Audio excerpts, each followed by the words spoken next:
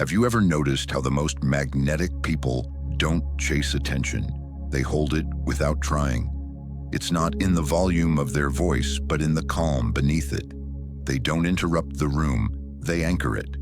While the world scrambles for validation, they remain still.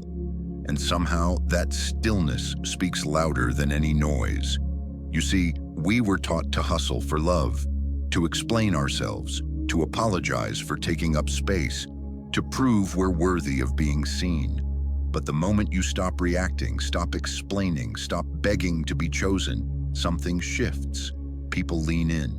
Respect follows silence. Energy returns. You don't lose value when you detach. You reveal it. That's the core of Stoicism. Not apathy, but power. Not distance, but depth.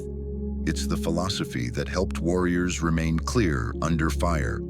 Emperors stay just under pressure, and thinkers find peace in a noisy world. And in this video, you'll discover why the less you react, the more you lead. Why detachment isn't the absence of feeling. It's the choice not to be ruled by it. Welcome to Stoic Philosophy Daily, where your story matters. Share your experience or your biggest struggle below. Every comment you leave is a gift. Here, your voice matters. We read with care, answer with heart, and treat your journey as part of our own. This is more than a channel. It's a circle of strength. Now ask yourself, what would happen if you stopped chasing and just started becoming? 1. Non-reactivity is magnetic power. Some people walk into a room and silence follows, not out of fear but out of presence. They don't demand attention, they command it, not with words, but with control. In a world constantly shouting, it's the quiet ones, the non-reactive ones, who hold the most weight. It's like watching a deep ocean. The surface may be hit by wind, but the depths don't flinch. That depth is what people feel when they're near someone who has mastered themselves. Non-reactivity isn't about being emotionless. It's about not being ruled by emotion. The Stoics knew this is where real power begins, because the moment someone can trigger you on command, they're holding the rope around your nervous system. They don't even need to touch you anymore. They press a button and you explode, explain, beg, chase, defend. Non-reaction is how you cut that rope. It's a kind of inner sovereignty. You're saying, I decide what deserves my energy. That's not passivity, that's dominance over yourself. The Stoics saw silence as precision, like a sword that stays sheathed until it matters. As Seneca warned, he who is everywhere is nowhere. Reacting to everything means you are anchored to nothing. It scatters your soul into fragments, one piece stuck in gossip, one piece stuck in criticism, one piece trapped in someone else's opinion. But when you pause, observe, and choose your response with intention, you become magnetic.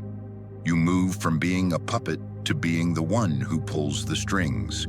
You stop being dragged by the crowd's emotions like a flag in a storm. You become the pole. Captain Chesley Sully Sullenberger didn't save lives because he was the loudest in the cockpit. He did it by staying calm while the world panicked. His silence wasn't absence, it was mastery. That kind of stillness isn't born in crisis. It's trained in repetition. Calm becomes reflex. Clarity becomes automatic. The Stoics called this strength training the inner world so the outer world can't hijack you. Are you training yours? Try this. The next time someone provokes you, say nothing. Count to 3. Notice what your impulse wants to do. Then ask, what am I about to protect? My peace or my ego? And if I react, who wins control of me? That pause is your power. That silence is your choice. And here's what happens when you do this consistently. You start seeing people clearly. Anger hides fear. Loudness hides insecurity. Manipulation hides behind urgency. When you stop reacting, you stop being blind. And the one who sees clearly becomes the one who leads. At Stoic Daily, we believe that true power is quiet, not because it's soft, but because it doesn't need to prove itself. Drop "I choose calm over chaos" in the comments. When was the last time you stayed still and it changed everything? 2. A calm mind commands the room. In a world running on urgency and overstimulation, calm has become a rare currency. Most people walk into a room carrying mental noise, racing thoughts, reactive emotions, invisible tension. But then someone enters with a quiet, steady energy. Their calm isn't loud, but it rearranges the room. Why? Because a calm mind isn't just peaceful, it's powerful. In Stoicism, calm isn't an escape, it's control. It's what happens when you stop letting your emotions drag you like waves and start becoming the shore itself, solid, unmoved, present. Marcus Aurelius said, "The best revenge is to be unlike him who performed the injury." And that includes mentally. When you stay composed while others spiral, you instantly stand out, not by noise, but by depth. This isn't about being silent for silence's sake. It's about having a mind that doesn't flinch at every ping, every insult, every moment of friction. A calm mind sees clearly. It doesn't confuse urgency with importance. It doesn't mistake emotion for truth. And that kind of clarity, that's rare, that's magnetic. Think about the colleague who rarely interrupts but always sees the core of the issue. Or the friend who doesn't react but responds with weight. Their calm isn't passive, it's deliberate, it's earned. That kind of presence makes people lean in, not because it demands attention, but because it radiates self-trust. Try this. The next time your phone lights up, your heart races, or someone triggers you, pause. Take one deep breath and mentally step back. Ask, is this worth my peace? Or what would I see if I weren't emotional right now?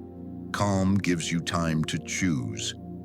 And that moment of choice is where your power lives. At Stoic Daily, we believe calm isn't the absence of emotion. It's the command center behind it. Drop "I lead with a calm mind" in the comments. What's one area of your life where more calm would change everything? 3. Letting go is inner strength, not emptiness. We're raised to believe that if we're not seen, we don't exist. So we chase, we explain, we overperform. But the Stoics knew a different truth. Power doesn't come from being noticed. It comes from no longer needing to be. That's the paradox. When you let go of trying to prove your worth begins to speak for itself. Detachment isn't cold, it's clarity. It's not walking away from life.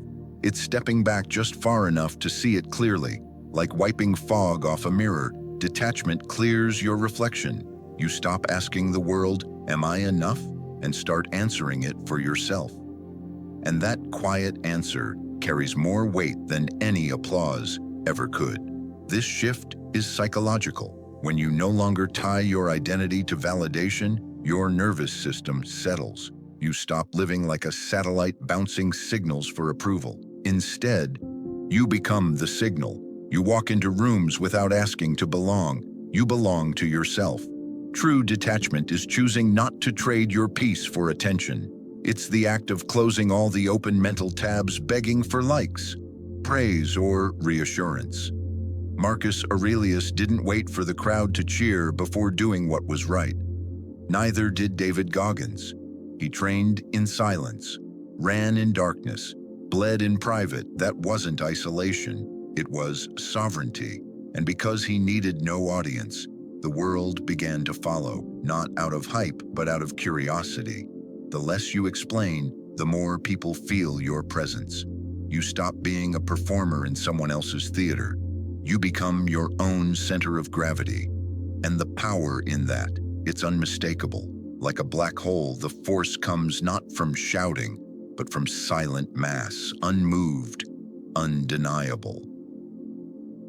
Try this. The next time you feel the urge to explain yourself, to ease someone else's discomfort, pause. Ask, what am I trying to keep my image, or my peace? If the answer is peace, let it speak for you. If someone misunderstands you and you know your truth, let it stand. Because when your peace is no longer tied to other people's reactions, you're finally free. At Stoic Daily, we believe you don't become powerful by being seen. You become powerful by seeing yourself clearly. No spotlight required. Drop in the comments, I choose inner clarity over outer approval. What's one place in your life where letting go would set you free? 4. Let silence disarm, not defend. Most people assume power comes from what you say, but the Stoics knew this. Sometimes the most disarming move is saying nothing at all. Because while words clash head-on, silence slips under the armor. It exposes the noise, it interrupts the game. And in conflict, that shift in energy changes everything. We live in a world where people bait you with tone, with insult, with drama, hoping to pull you into a reaction. But when you don't bite, when you withhold the expected response, it confuses them. It drains their momentum. It's like stepping aside and watching your opponent punch the air. That's not a weakness. That's leverage. Here's the psychology behind it. Most people argue not to solve, but to regain control. They're not looking for clarity. They're looking to pull you into their emotional rhythm. And when you refuse to match their tempo, you break the loop. You show them something unnerving. They can't manipulate what doesn't move.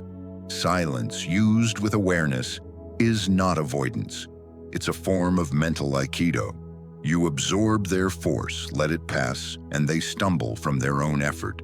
As Marcus Aurelius said, be like the cliff against which the waves continually break, but it stands firm. The cliff never pushes back. It doesn't need to, it simply outlasts. Picture a seasoned chess master facing a loud, impulsive amateur. The amateur slams each move in anger, trying to provoke and dominate. The master is still, quiet, calculated. He doesn't react. He lets the board speak, and one by one, the opponent's energy folds in on itself.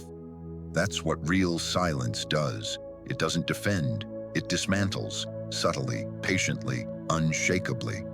This kind of presence is built over time. It often begins after enough regret, after snapping back and realizing you gave away more than just words. You gave away posture, composure, and peace. But eventually, you learn this. The less you react, the more you control the frame. Try this. Next time someone provokes you, online, at work, or in a personal conversation, pause. Count 5 seconds. Don't defend. Don't explain. Just hold.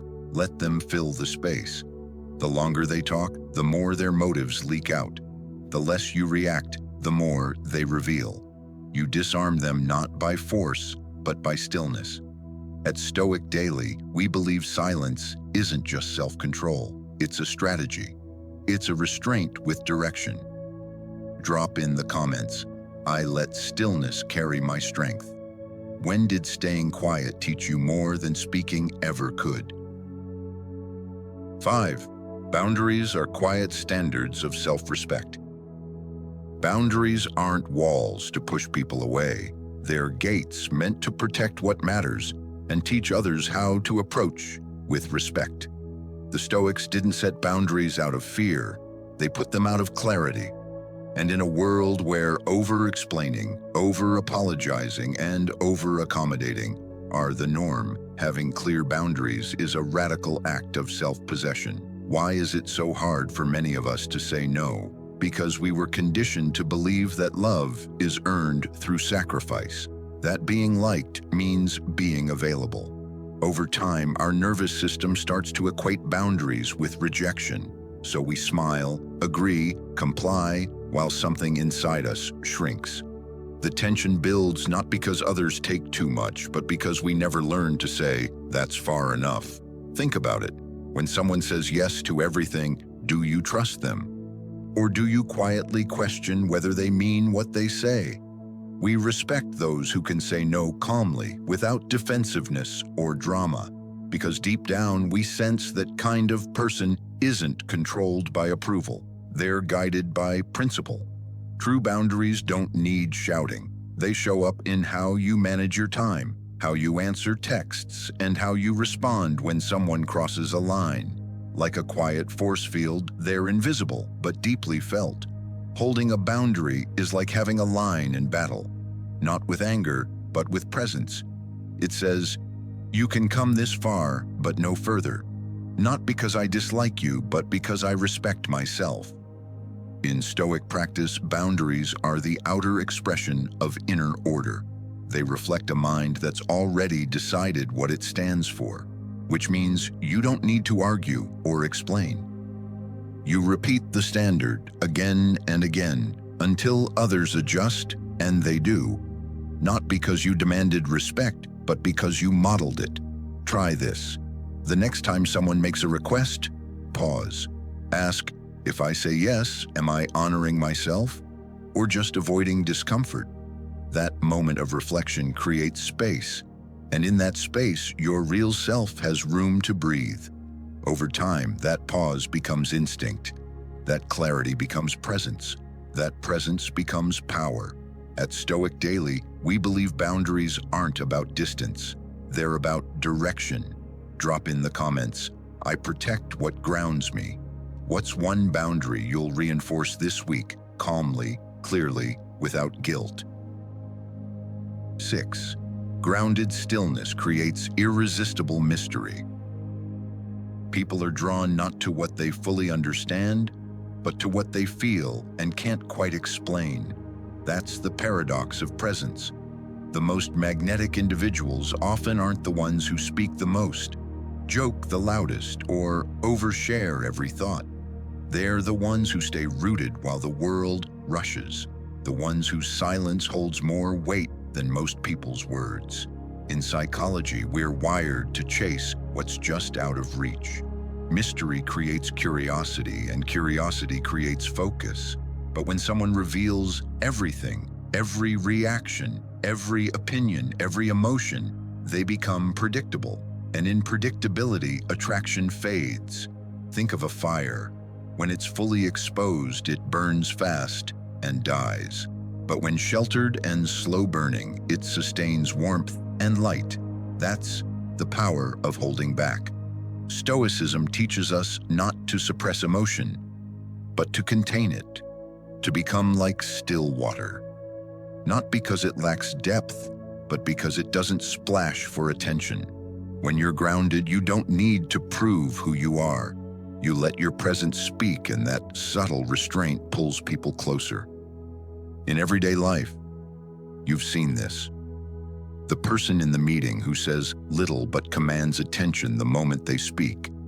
The friend who listens more than they react, and whose rare opinions carry unexpected weight. What makes them compelling isn't a mystery for show. It's a mystery born from discipline. They know what to keep and what to release. Try this. The next time you feel the urge to respond immediately, pause. When someone praises you, don't rush to deflect. When you feel misunderstood, don't scramble to explain. Breathe, hold the moment. In that silence, something shifts. You regain control of the energy in the room. You stop being readable. You become real. The truth is, unpredictability isn't something you fake. It's something you become by needing less from the outside. The less you react, the less you over-explain, the less you seek to be seen, the more others feel drawn to you. Not because you want their attention, but because you no longer need it. At Stoic Daily, we believe grounded mystery speaks louder than performance. Drop in the comments. I lead with calm and clarity. What would your day look like if you let your presence speak before your words? 7. True confidence comes from wholeness, not performance. A lion doesn't need to roar. Its presence speaks louder than sound. It moves with calm, not because it lacks power, but because it doesn't need to prove it. The most magnetic people in the human world move the same way. Their strength isn't loud, it's stable. They're not chasing approval. They're rooted in something deeper, wholeness. And here's the truth, no one wants to sell you because they can't. Wholeness isn't flashy, it doesn't trend, it's quiet, internal, but it's the one thing every person craves in others. The feeling of someone who doesn't need anything from you to feel complete. No compliments required, no spotlight needed. The Stoics knew this. The moment you start performing to earn attention, you lose yourself to it. You borrow pieces of your identity from likes, reactions, and glances. And eventually, you forget where your real center is. You become an echo of what others approve, instead of the original you were meant to be. Confidence built on applause is like a house built on shifting sand. It looks fine until the crowd moves on. But confidence built from within, that's bedrock. You don't need to be seen to feel strong. You don't need validation to feel valuable, because you already know you are whole. Try this. Before you post to prove you're okay, pause. Before you answer to avoid seeming distant, pause. Ask, am I acting from clarity or from fear of being forgotten? Then do the harder thing, the stiller thing. Let your peace exist without performance. That's how real presence is built. Don't underestimate small disciplines. 10 minutes of silence each morning, saying no to conversations that drain you, letting someone misunderstand you without rushing to fix it. Each moment is a message. I am not performing, I'm living. At Stoic Daily, we believe the most attractive thing you can be is whole. Drop in the comments, I build my confidence from within. What's one habit you'll stop doing to protect your presence? The power begins when you stop reaching. Each lesson you've explored is a step toward reclaiming your inner axis, steady, quiet, unshakable. And when that center returns, something shifts. You stop reaching outward, you start radiating from within. Confidence no longer comes from how loud you speak. It comes from how little you need to be heard. If this video sparked something in you, a deeper pull toward discipline, presence, and peace, then leave a like as a quiet promise to yourself. I won't live on autopilot anymore. And if you're ready to keep walking this path, the path of strength without noise, power without performance, and clarity without chaos, then subscribe to Stoic Philosophy Daily. Because this isn't just another message, it's a way of living. And the journey isn't over. We'll take the next step together. If you're seeking more, discover the full path on my channel, Stoic Philosophy Daily.